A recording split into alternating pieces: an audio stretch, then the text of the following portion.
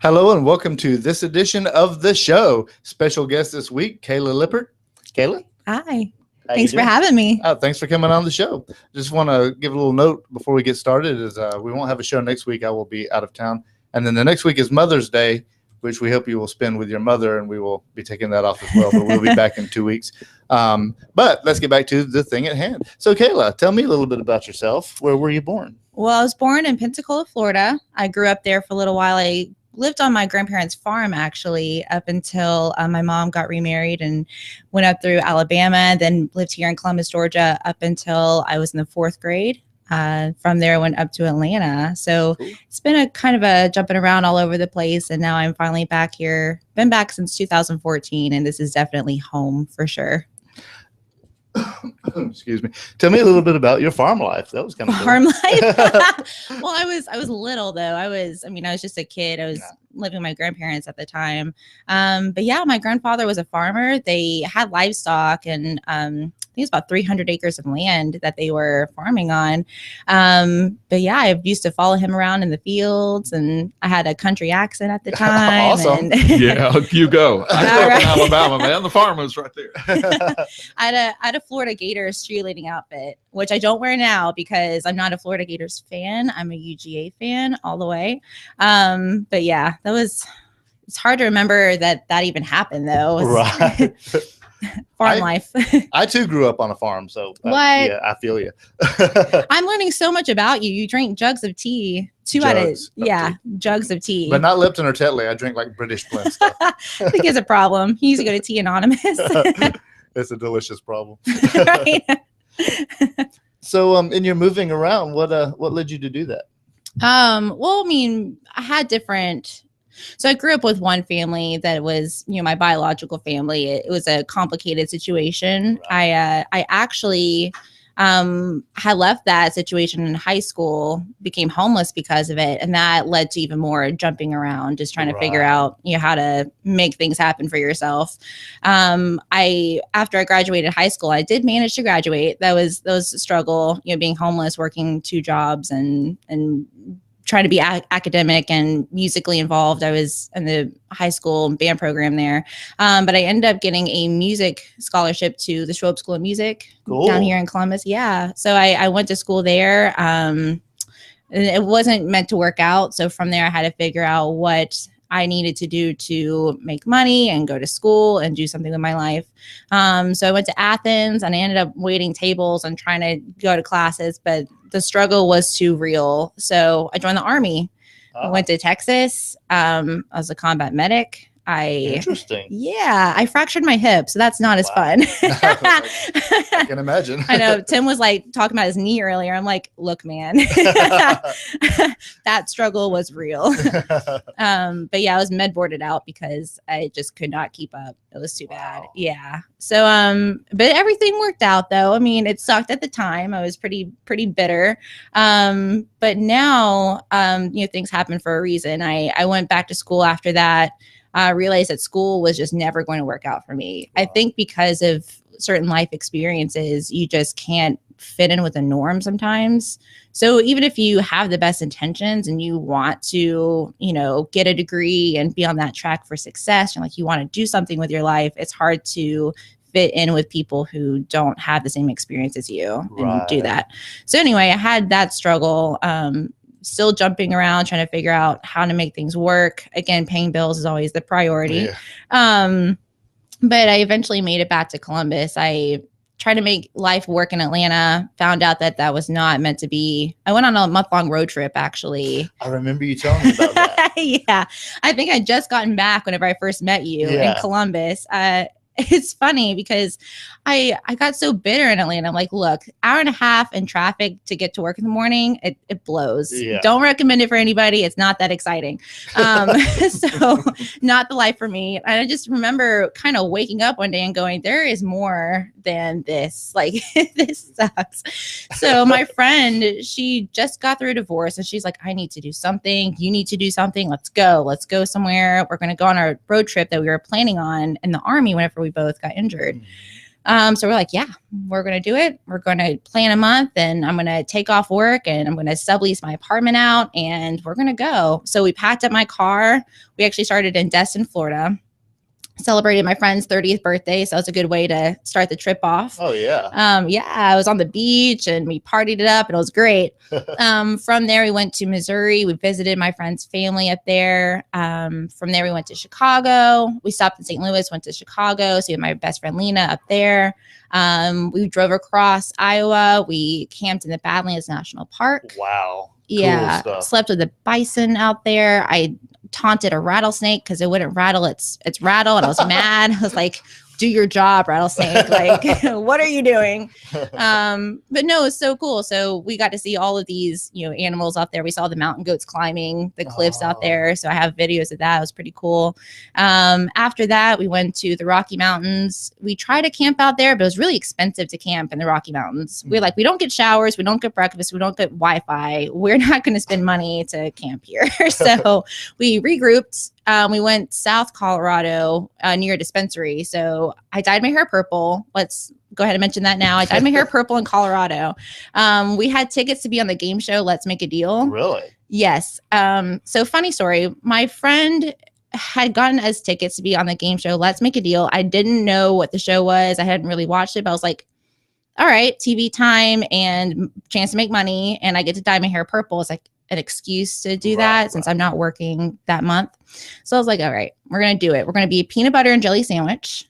It was my two friends and me in the middle, and I dyed my hair purple, and we were going to plan out the outfit to be peanut butter and jelly sandwich on Let's Make a Deal. Well, fast forward till after Colorado, we found out that we weren't, my friend actually, who got the tickets, she ran out of money. She's like, look, guys, we can't make it to LA to be on the show. I'm like, I dyed my hair purple for this. But it worked out anyway. We ended up going to Las Vegas instead. This was after we went to Utah and Yellowstone. We're like, we can't go to California as planned, so let's go to Las Vegas and order pizza and shower because we had not showered for days. And we just drove back home 28 hours straight to Columbus after that. So, yeah. So what was your favorite part of that trip? Because I hear a lot of things on that trip that are my favorite part. It's a lot. But like I've been to Vegas. I love Vegas. I thought it was cool. Vegas is fun if you have money. Well, that's true. That's true. Actually, what I had fun with was just walking up and down the strip videoing it. Oh, yeah. You see a lot there for sure. For me, I mean, I did have fun dyeing my hair purple just to say that I did it. I mean, putting that on Facebook and having my mom go, oh my God, what did you do?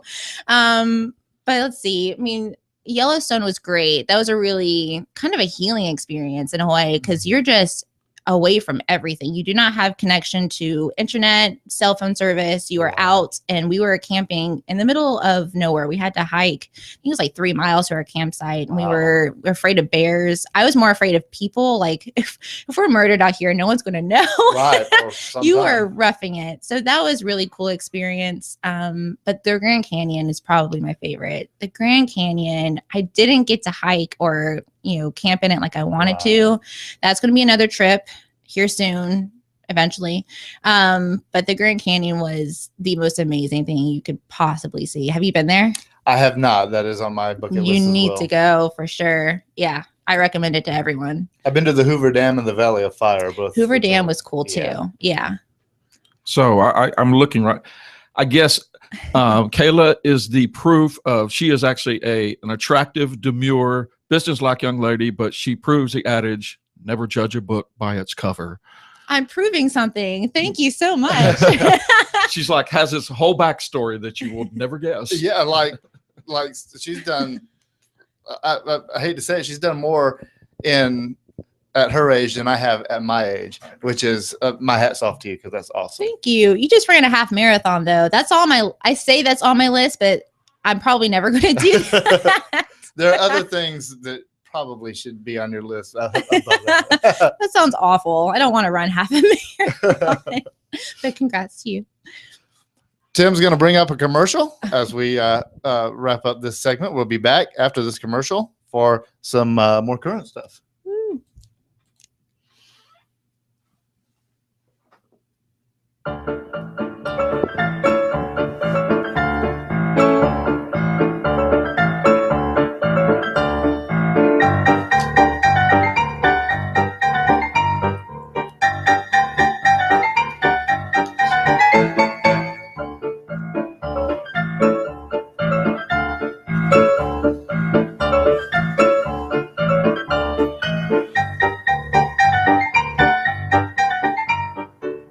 Timeless beauty at the Gypsy Cherub, 3760 Woodruff Road, Columbus, Georgia.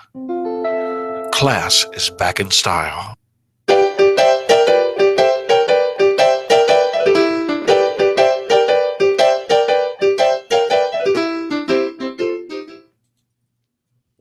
Hello and welcome back to the show with special guest Kayla Lippert. So Kayla, when you've done some really cool stuff, I am actually that could be a cool adventure movie just all by itself. Let's make it. It's called jealousy. So jealous. Now, when you came back to Columbus after that long drive straight back to Columbus, Yeah, 28 hours. yeah, you when I met you was at Fountain City Coffee Shop, and you were into nursing. Yeah. You have done you're in a different field now. So tell me a little bit about that. Yeah. So, I mean, after jumping around so much, I wanted something that was stable. My family especially was pushing for something stable. And to that degree, you know, that means having a decent income, doing something that you can do wherever you want to go, you know? So nursing is kind of a no-brainer for that. And I had a medical background since I was a combat medic in the Army. I already had my certification. So I'm like, well, let's just go for it. You know, it wasn't really my passion, but it was kind of that giving up moment where you're like, I have to, you know, I'm at this age, I've been through so much of my life so far. I kind of owe it to myself to have some kind of stability. So, you know, and in my head, I was like, well, whatever creative thing I want to do, I could have on the side and, you know, have my career and then pursue everything else on the side. Prior to that, I wanted to do things in marketing or journalism. There was one point where I majored in those things, but school in general just wasn't the outlet for me. It was pretty difficult for me to stay there and stay motivated. Especially with like a classroom is teaching you how to do stuff, and the topics that they use frequently are not the topics that applicable even. I remember I did go back to nursing school because again, I was like, I want to try, trying so hard. The struggle's so real.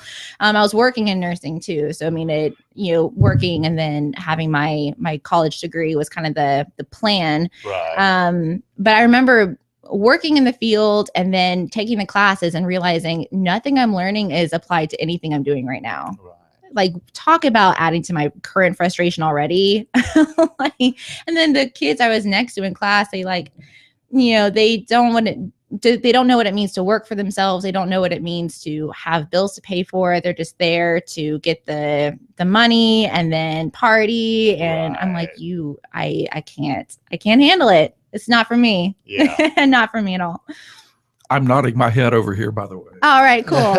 I mean, I wish I had a GoPro to behind the scenes. You know, oh, that's right. I have a GoPro here. We're getting some behind the scenes. Tried to pull it out, but I forgot I'm barred. I told him I'd kill him if he pointed that out. I would protect you. So how did you get from nursing to where you are now? Well, I got demotivated in the nursing. I never really wanted to do it in the first place. So it was easy to give up that hope. But specifically the job that I had, it just was not meant for anybody to really work out in, to be completely frank with you on that.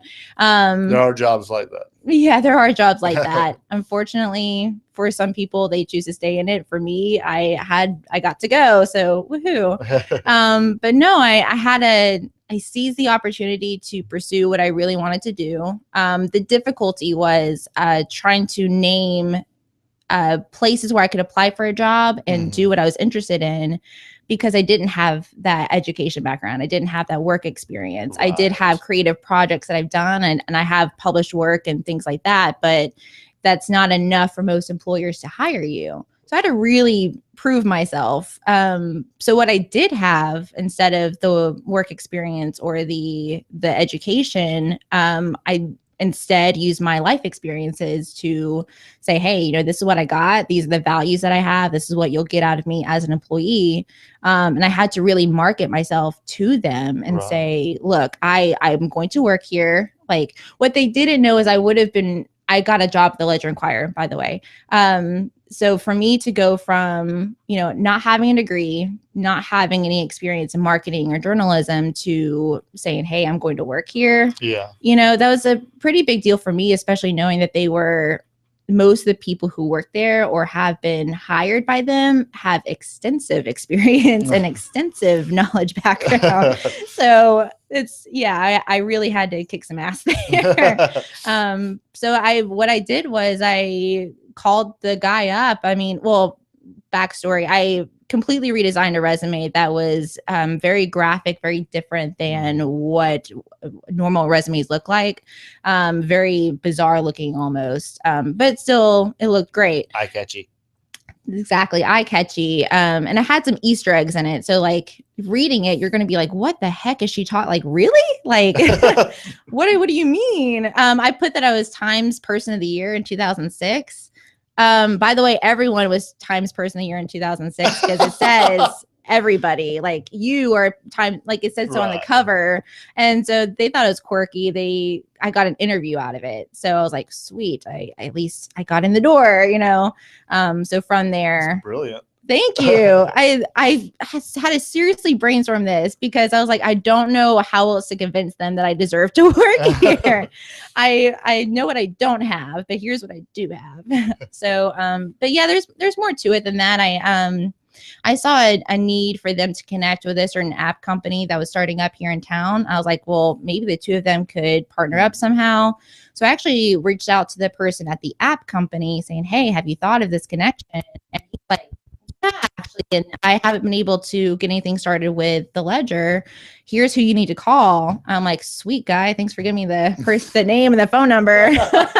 So awesome. I called up my now boss. I was like, hey, you don't know me, but here's my idea for you. I just spoke with so-and-so over at the app company. This is what I think should go down. By the way, you have my resume. Call me. And he called me back and he's like, when are you free for an interview? Today, tomorrow? Like, come on by. I was like, I will see you soon. I really like that. I tell you what, I'm going to say it again. If you haven't read him, one of my favorite authors, Seth Godin, read him. Yes. She reminds me of Seth Godin so much. You're doing like some Godin. Burn Notice. Michael, I forget his name on there, but I know you're talking about a TV show, Burn Notice. Yeah. I actually want to email Seth Godin. I have a list of people I want to email. He's on the list for sure, along with Dirty Jobs guy. What's his name? Mike Rowe. Oh yeah. I have I want to just keep talking. I had before the road trip that I went on, we had talked about people we wanted to meet on the road trip. And I was like, okay, if I could meet anybody, I want to meet Mike Rowe. I want to meet him for coffee. I'll buy him a beer. We're just going to chat because he has a cool story and he's done a lot since his experience on the show. Yeah. So I drafted an email. I almost sent it to him and I just chickened out. I was like, no, I can't email Mike Rowe. This is stupid. He's not going to respond. It's ridiculous. Well, in the email, I had certain dates that I was going to reach out to see if I could meet him at because he lives in San Francisco. We were going to be in California at some point. Get this. So I should have emailed him because it turns out that the time period that I was wanting to meet him, he was here in Columbus, Georgia at Fountain City Coffee meeting my friends. And I saw it on Facebook. And my brother. And shut up. I am so mad. I was so mad. So now I have at least a story to reach out to him and be like, hey man, we almost met, but here's what happened. And so let's re-strategize this. But I was mad. I felt mocked. So Mike, if you're out there and you happen to be watching, you need to contact Kayla. Yeah, and that's an important thing. I was talking to Sam Beeman one time about because he had Kirk Cameron on his show Light Talk. Oh man! And it's like I was asking, how'd you get? Because Kirk Cameron's a pretty big name guy, and he's like, I just don't quit. I just kept pushing until I got it. So like where you didn't send the email when you should have sent the email. Seriously. This kind of goes into a lot of this subject is if you think you can't do something, do it anyway. Yeah, exactly. I think about time for another commercial, is it, Tim? Yeah, that's about that time. Yeah, we're going to go into that and come in back with some more Kayla Lippert. There you go. Hello, I'm Catherine Childry with Let's Vocalize. For over 35 years, I've coached vocalists and groups privately. I also perform vocal workshops training choirs. I'd love the opportunity to show you how direction, discipline, vocal health care, and regular practice can drastically improve you, your group, or your choir's performance. Call me at 706-536-6123 or visit us online at www.letsvocalize.com. I'd love to help you offer your best gift. Hello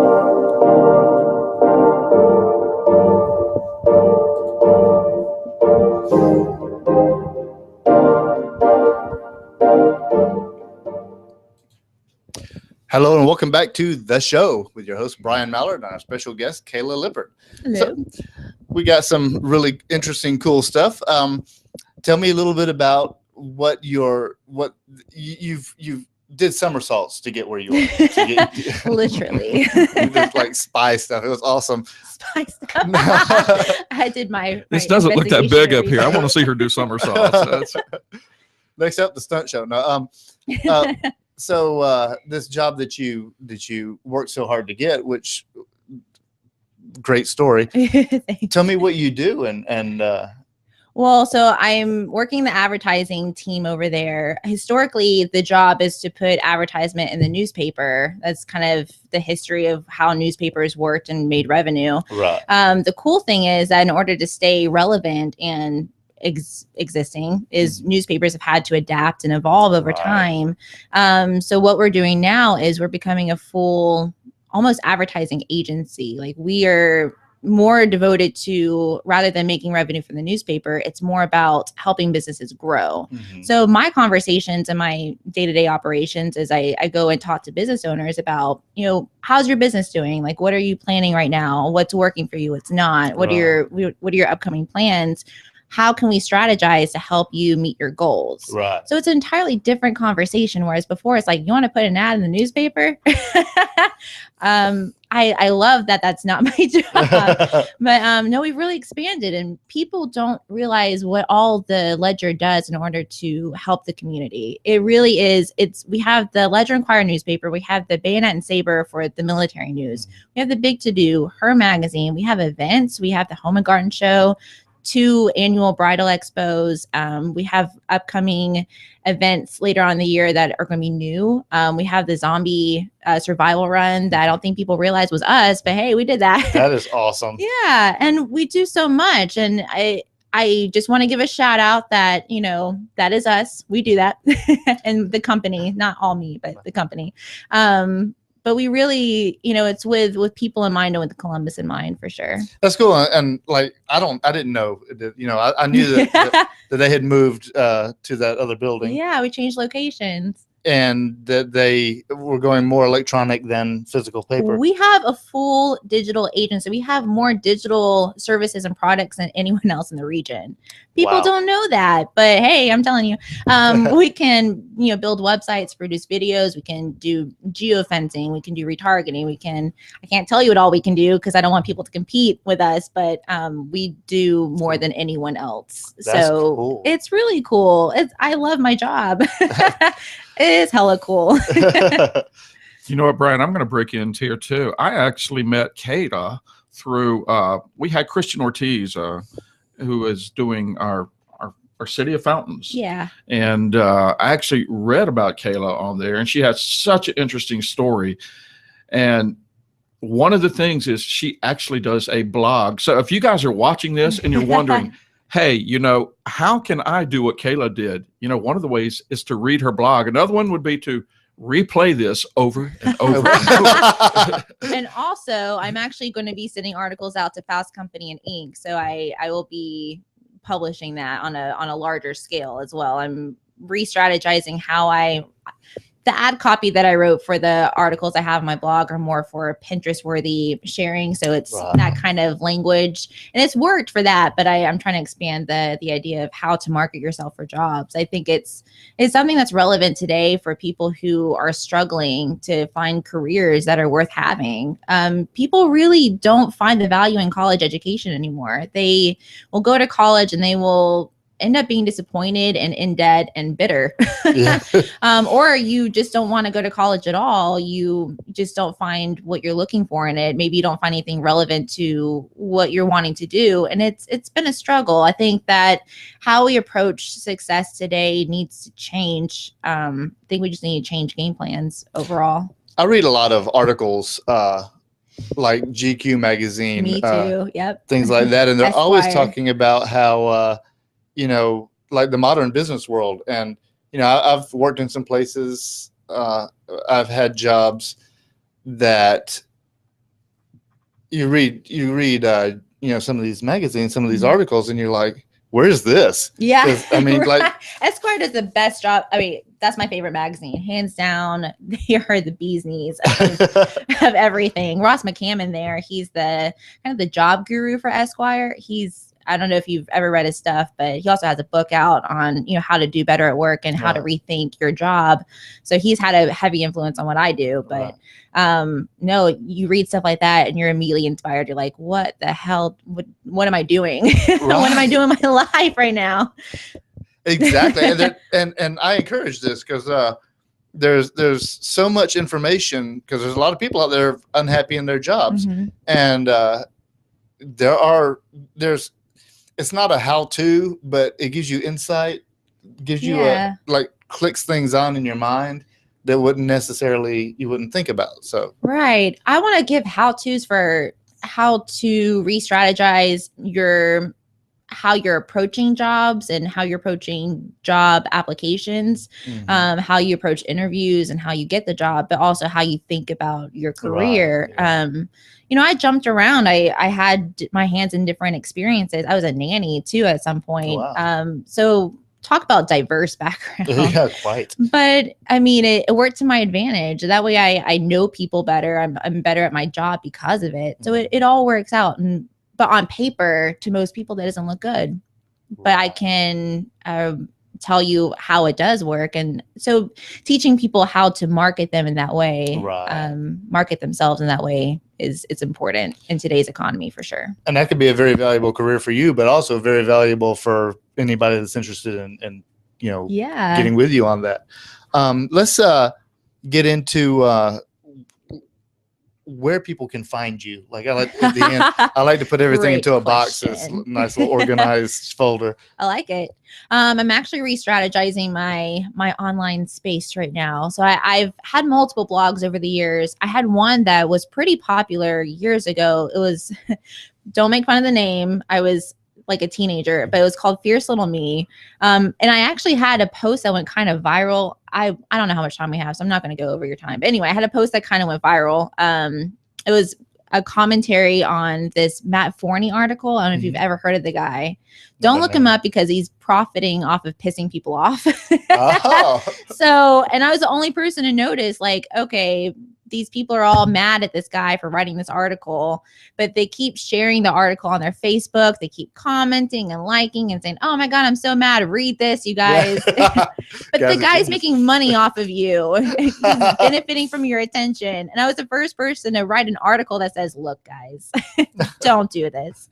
And it was a response to him too, because it was a pretty disgusting article, but it went kind of viral. And then anyway, but I don't write like that anymore because it would have gotten me in trouble and probably would have prevented me from working where I work today. But I currently have a blog, Life Op-Ed. It's like a opinion editorial for all things, life, work, love, relationships.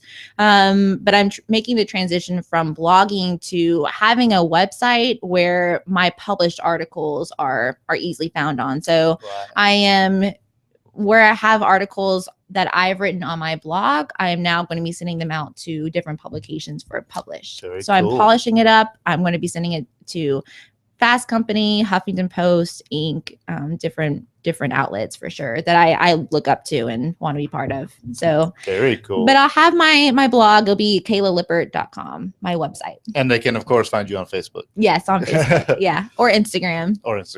And you can also find those on the show-Columbus. Ooh. Quite right. I'm selfless. Hey, shameless. I'm sorry, guys. Self-promotion. I'd actually like to say something about shameless self-promotion because do it. You have to shamelessly self-promote when you're, if you're not pull a name out of the air, Britney Spears. Because let me tell you, the people who promote for her shamelessly promote her. Exactly. Or any celebrity. But if you are on, a more realistic day-to-day level trying to reach something, you don't have those people doing that. So you have to shamelessly self-promote. So what looks like somebody being narcissistic is really just the advertising that somebody else would be doing for them if they were famous. You have to promote yourself. You do. in order to be seen and have your ideas spread, that's what you have to do. Definitely. Especially in today's age with so many social media outlets, you have to. Everyone has something cool, and you can't have people find you unless you are promoting it. Exactly. So I agree. One last thing I'd like to get from you, Kayla, is what advice you would give to aspiring anything? Ooh, that's a big question to end this with. What are you doing? Advice. Don't settle. And then that's so cliche, but if I had stayed in nursing, I would have regretted it for the rest of my life. So thank goodness I didn't settle for that, for sure. And don't be afraid to speak your mind.